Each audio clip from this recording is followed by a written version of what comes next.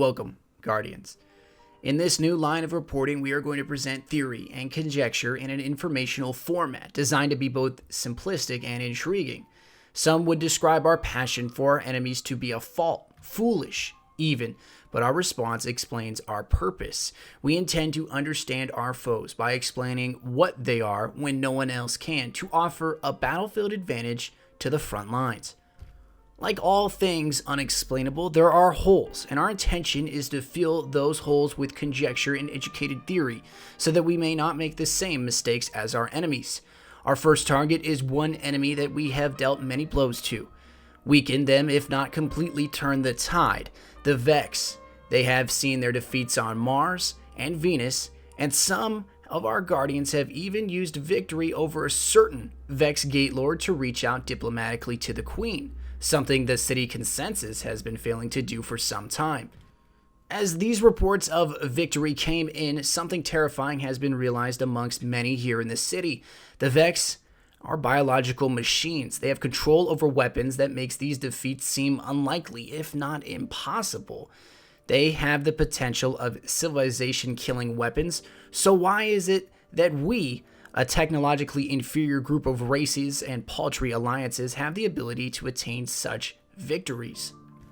The theories I am about to present will hopefully explain that very question.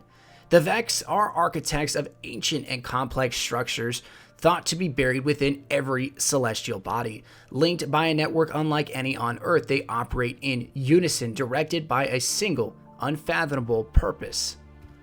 We know the Vex operate in certain areas of the Sol system, notably Mercury, Venus, and Mars, but these are only physical representations of their power, much like the Citadel on Venus and the Burning Shrine on Mercury, but these are not why they are or where they came from. We know the Vex creations on Venus outdate the ISHTAR collective ruins by a few billion years. Now, to put that in comparison, the Sol system itself is about 4.6 billion years old. Give or take a few million, Earth is about 4.5 billion, and Venus is about, again, 4.5 billion years old. Now, Earth did not support life until 3.8 to 2.5 billion years ago in the Archean period. So how is it possible, if Earth and Venus are roughly the same age, that ruins on Venus predate Earth's first life forms? Two potential reasons or theories arise. Firstly, they are not simply from the Sol system or even from this galaxy, which again is about 13 billion years old, or even this dimension. Or they control portions of time and space, as taken from reports of Guardians that have explored the Vault of Glass. Either potential is a frightening revelation, and the latter has already been explained and proven in some ways.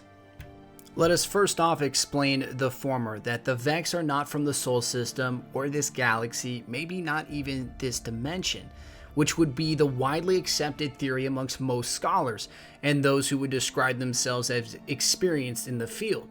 It explains that they predate humanity by an untold number of potential billions of years, and that their steps into the Sol system are part of a much larger portion of yet unseen Vex.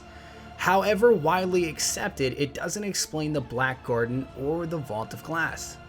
If the Vex are from another system or galaxy, one could assume they have a reasonable control over that entire system, or at least portions of system in that galaxy, making harboring a god in the Black Garden or attempting to create one in the Vault of Glass much safer.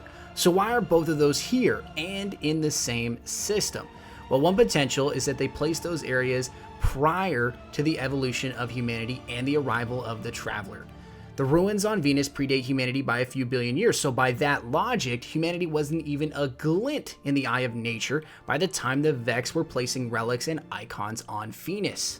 The one problem with this theory is that Venus at 2 billion years ago still hasn't settled. It's being hit by constant solar flares, still picking up remnants of dust and microcomets, and it may not have been an advisable area to place such artifacts or even relics. Essentially, while incredibly complex, these theories still have holes in them. They seem to make complete sense in certain areas, yet are unfathomable in others. They define themselves. They are theories or good ideas yet to be tested with a large data bank of intelligent thought behind them. With that being stated, we will attempt now to explain the latter, the Vex controlling time and space, or at least portions of it. If the Vex can control time and space and understand these complexities on a different level than that of the city, it could explain their structures predating humanity by a couple billion years. It also helps explain some of the inconsistencies reported by Guardians in the Vault of Glass. Guardians report time portals being open, being sent to different areas of time and space, fighting complex Vex Hydras that seem to control portions of reality around them, and of course, fighting what some would call a new Vex god. But if the Vex truly do control time and space, and the certain aptitudes in which they seem to do in the Vault, why do they struggle against the Cabal on Mars? If they have this ability, what stops them from going back during the Cabal invasion, effectively eliminating their fleet before it becomes a threat, or even doing the same to us, eliminating humanity, its machine children, and the Awoken before they even exist? Unfortunately, problems do arise at this point. Mainly, time may not work the way we think it works. We currently understand time to work in one direction, or at least our notion of forward.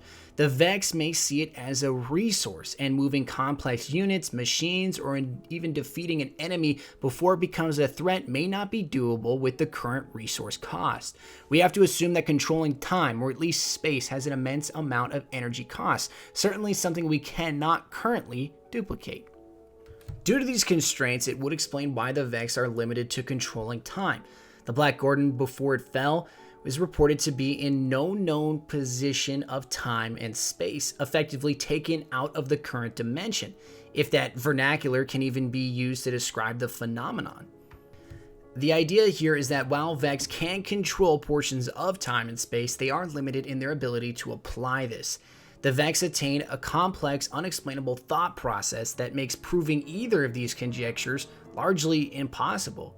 Perhaps the Vex wish to see us grasping at straws to demoralize us, or simply, we just can't understand them. They may be so advanced that the entire Sol system is a testing ground for their experiments. Where else in the universe is the Traveler located, the Cabal, the Hive, and humanity, but here in the Sol system? One question still remains. Relics pulled from the Vault of Glass, in which some Guardians have repurposed to armor and weaponry, state the relative ease of doing so.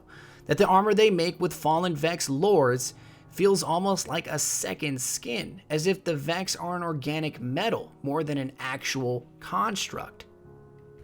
One Warlock even reported that he slept in the armor last night, and he woke to feel his heart stuttering to a pattern of an unknown signal.